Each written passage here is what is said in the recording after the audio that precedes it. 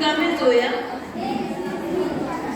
मैंने अपने मुन्ने को पूरे 9 के 9 टीके लगाए हैं, वो भी काजल से।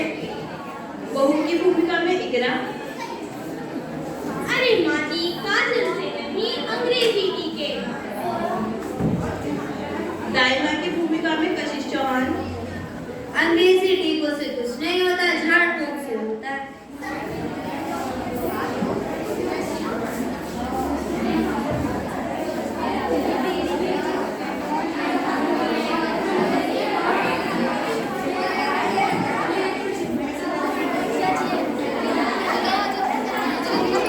भूमिका में जोया। मैंने मुन्ने को पूरे 9 के 9 टीके लगाए हैं, वो भी काजल से। बहू की भूमिका में इकरा। अरे काजल से नहीं, अंग्रेजी टीके से होता है। प्रिया की भूमिका में ज़ेना। भाभी, मैं कॉलेज जा रही हूँ। दाई माँ की भूमिका में कशिश चौहान। अंग्रेजी टीकों से कुछ नहीं होता, झाड़ फूक से होता है। पड़ोसन की भूमिका में सुन भाई, है क्या घर पे? नींबू चाहिए था मुझे। मैं सिद्धार्थ स्वयं कशिश खान। एक साधारण सा घर, सास बहू और पोता। सास अपने पोते को खिला रही है।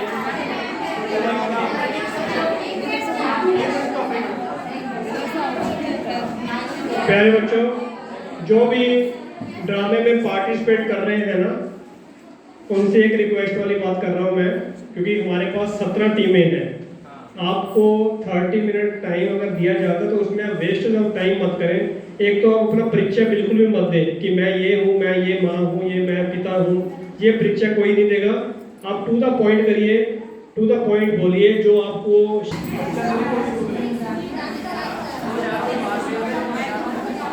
अरे वाह, आज मेरा मुन्ना नहा धोकर बहुत ही प्यारा लग रहा है।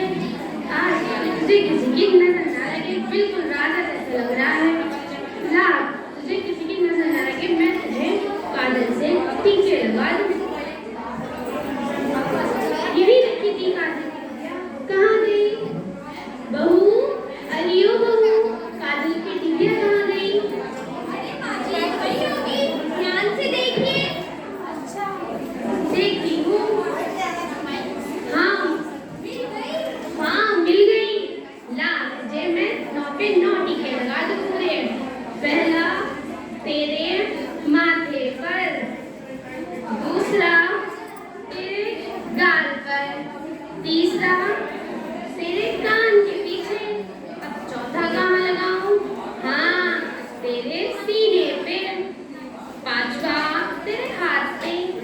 छठा ले तेरे दूसरे हाथ पे। सातवां तेरे पैर पे। आठवां तेरे दूसरे पैर पे। अब बचन नवा, वो कहाँ लगाऊं? हाँ, याद आया, तेरी कमर पे। हो गए पूरे 9। अब तुझे किसी की नजर नहीं लगेगी। अब तू बिल्कुल स्वस्थ रहेगा। अरे बहू, इतनी बन करके कहाँ चली? अरे माँ जी, पहला टीका लगवाने दवाखाने जा रही हूँ। अरे, मेरी अकल पर भी पत्थर पड़े हैं। और मैंने मुन्ने को अभी अभी 9 के 9 टीके लगाए हैं। तुझे यकीन नहीं है तो तू देख ले खुद ही। अरे माँ जी, मैं उन टीकों की बात नहीं कर रही हूँ। मैं तो उन टीकों की बात कर रही हूँ जो जानलेवा बीमारी से बचने के लिए बच्चों को लगाए जाते हैं। अच्छा, अब तू मुझे बताएगी कि बच्चों को कितने टीके लगाए जाते हैं?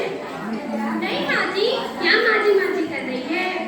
मैंने स्कूल जाकर मास्टर जी से कुछ नहीं सीखा, कोई पहाड़ा नहीं पढ़ा, लेकिन 1 से 9 तक गिनती आती है। अगर तुझे मेरी गिनती पर विश्वास नहीं है, खुद गिन ले। देख, इसके सर पे, 2 हाथ पे, 2 पैर पे, 1 सीने पे, 1 कमर पे। हो गए पूरे 9। अरे माँ जी, मैं इन टीकों की बात नहीं कर रही। मैं तो उन टीकों की बात कर रही हूँ जो साइंस की खोज है, मालिश की गई है, जो एक दवाई है जो इंजेक्शन के जरिए हमारे बच्चों के शरीर में डाली जाती है। मुझे डॉक्टर ने एक कार्ड दिया था जिसमें 9 टीके होते हैं। पहला टीका फिटनेस का। माँ जी, ये फिटनेस क्या है? अरे माँ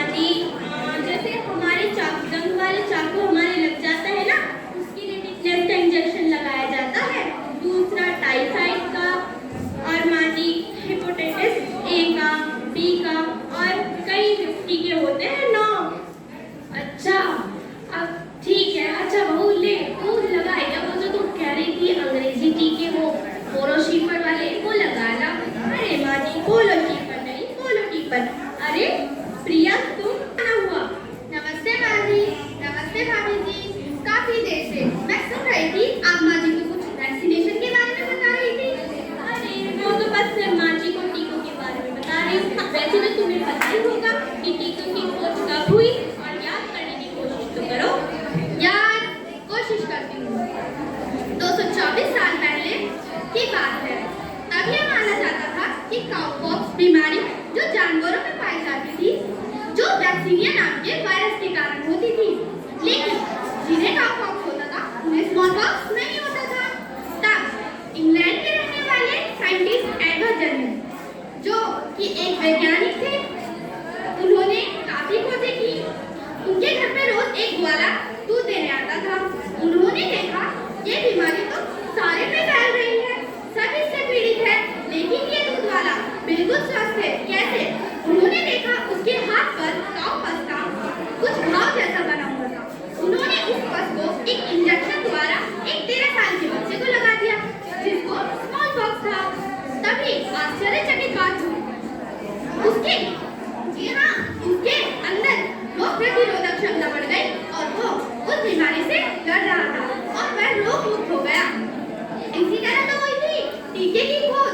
अरे वाह, तुमने तो हमें बहुत अच्छी जानकारी दी है। अरे बहू, मुझे याद है अभी भी, जब कल तक ये सेवड़ी हमारे घर कटोरी लेके अचार मांगने आती थी, आज ये चार की दाल पकड़ हमें बता रही है। अरे माँ जी बड़ी बात है। अरे फिर प्रिया, तुम्हें हमें ये भी बता दो, वैक्सीन कैसे बनती है, क्या होता है? नहीं भाभी, अभी हम कॉलेज के लिए लेट हो रहे हैं। शाम को पक्का कॉलेज से सीधा आपके घर। नमस्ते भाभी। नमस्ते ताई। जरूर। अच्छा माँ जी, मैं भी चलती हूँ मुन्ने को लेकर टीका लगवाने। हाँ बहू, ले जा मुन्ने को टीका लगा। अच्छा ठीक है।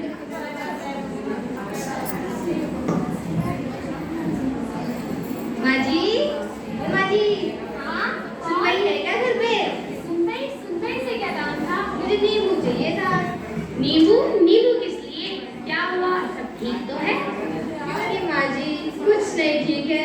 राजू 2-4 दिन से बहुत बीमार है। इसीलिए मैंने दाई माँ को घर में बुला रखा है।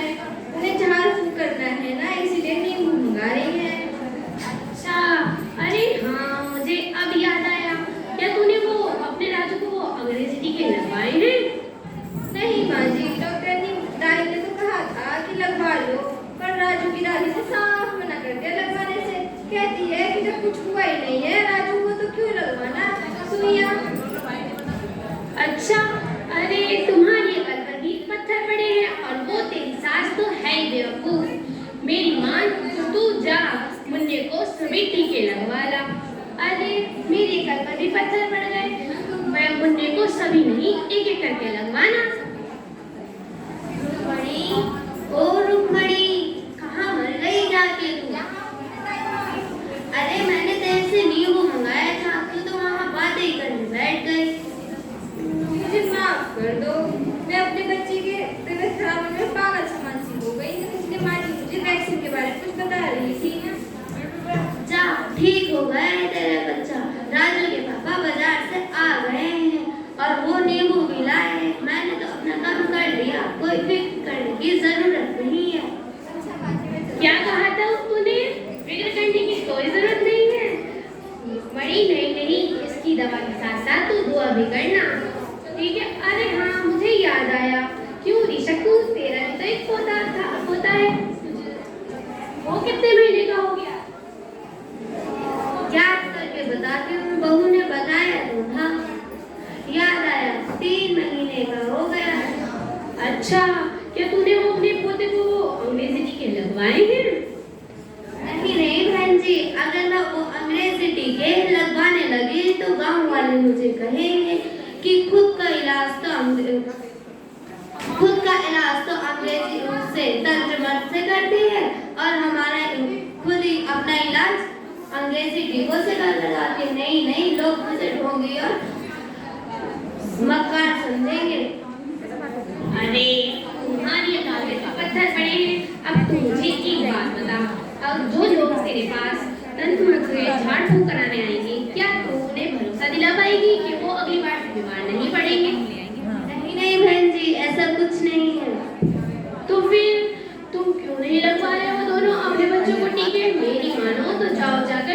अपने बच्चों को, तू अपने पोते को और तू अपने राजू को, दोनों को जाके सभी टीके लगवा लो। अरे सभी नहीं, एक एक करके लगवाना। मेरी बहू तो गई है मुन्ने को टीके लगवाने के लिए, वो आएगी तो तुम्हें भी समझाएगी। अरे बहू तुम आ गई? हाँ माँ जी, नमस्ते। नमस्ते। अरे आप क्या समझाना है माँ जी मुझे? कुछ नहीं बहू, बस ये दोनों आए थी, मैं इन्हें टीकों के बारे में समझा रही थी, अब तू ही समझाएगी। अरे माँ जी अभी नहीं, पहले इन्हें चाय नाश्ता करा दूँ, फिर उसके बाद। हाँ ठीक है। लीजिए मुन्ने को पकड़िए। अरे बैठिए, चाय नाश्ता करना। अरे बहू पहले हाथ पैर धुले और अपना नाश्ता कर और अपने मुन्ने को भी दूध पिला, तब अच्छा मैं चलती हूँ। अच्छा दाई माँ, अच्छा रुक्मणी। वैसे माँ जी ये दाई माँ हमारे घर क्यों आई थी और रुक्मणी भी? अरे बहू दाई माँ हमारे घर नहीं, रुक्मणी के घर आई थी। और दाई को रुक्मणी के पास में नींबू नहीं था ना, तो वो बस नींबू ही मांगने के लिए आई थी। क्यों भला मेरे घर नींबू मांगने क्यों आई थी? क्योंकि उसने अब दाई माँ को बुलाया था अपने राजू के तंत्र मंत्र झाड़ फूक कराने के लिए, और उसके घर पे नींबू नहीं थे, इसलिए बस। अच्छा माँ जी। वैसे माँ जी आज का तो मुझे पूरा दिन का पता ही नहीं चला, कब कैसे मेरा दिन कट गया। ऐसे में मुन्ना भी सो गया। हाँ बहू, आज तो दिन का पता ही नहीं चला कहाँ चला गया। वैसे तो मुन्ना पूरे दिन आप ही के पास रहता है। चलो मैं अपना शाम का खाना बना लेती हूँ। अरे प्रिया तुम कब आई? बस भाभी जी अभी अभी। भाभी जी नमस्ते, ताई जी नमस्ते। मैं अपना वादा पूरा करने आई हूँ। आपने पूछा था ना वैक्सीन कैसे काम करता है, तो सुनिए। अरे रुक जाओ, पहले बेचारी थकी हारी कॉलेज से आई है, जा जाके पहले इसके लिए नाश्ता लेकर आ। हाँ माँ जी जरूर। नहीं भाभी जी, इसकी कोई जरूरत नहीं है, मैं तो आपके सवाल का सिर्फ जवाब देने आई हूँ। चाय कॉफी फिर कभी। अरे रुक रुक, अभी मत बता, जरा उस दाई माँ को भी तो पता चले जो दूसरों का झाड़ फूक से इलाज करती है, उसकी भी तो कल पे पत्थर पड़े हैं, उसे भी तो समझ में आना चाहिए। क्यों माँ जी आप बुला के लाओ, मेरी बात पे तो कोई विश्वास ही नहीं करेगा, है ना? हाँ हाँ बहू, मैं बुला के लाती हूँ। रुक्मणी, अरे यो रुक्मणी कहाँ गई? घर पे प्रिया आई है। आ रही हूँ मैं। अच्छा हाँ, वो आज सभी को टीकों के बारे में बताएगी, इसलिए तू घर चल। और दाई माँ, अरे यो दाई माँ कहाँ गई?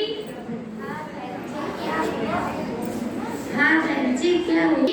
जब हमारे शरीर में रोगाणु घुस जाते हैं तो उन्हें मारने के लिए हमारा शरीर एंटीबॉडी बनाता है। ये एंटीबॉडी उन्हें मारकर हमारे शरीर में रोग प्रतिरोधक क्षमता का विकास करती है, और अगर ये रोगाणु फिर से हमारे शरीर में आने की कोशिश भी करते हैं तो इन्हें हम आने से पहले ही खत्म कर सकते हैं। अरे जरा आप मुझे वैक्सीन के बारे में भी समझाओ। जी भाभी जी, वैक्सीन में मृत तथा कमजोर रोगाणु मिलाए जाते हैं, जिन्हें मारने के लिए हमारे शरीर में एंटीबॉडी पहले से ही उत्पन्न होती है। और अगर कभी हमें ये बीमारी दोबारा होने का खतरा हो, तब भी ये हम पर कुछ असर नहीं कर पाती, क्योंकि ये वैक्सीन हमारे शरीर में हमेशा के लिए रह जाती है। और भाभी आपको पता है, विभिन्न रोगों के लिए विभिन्न तरह से वैक्सीन तैयार की जाती है। जैसे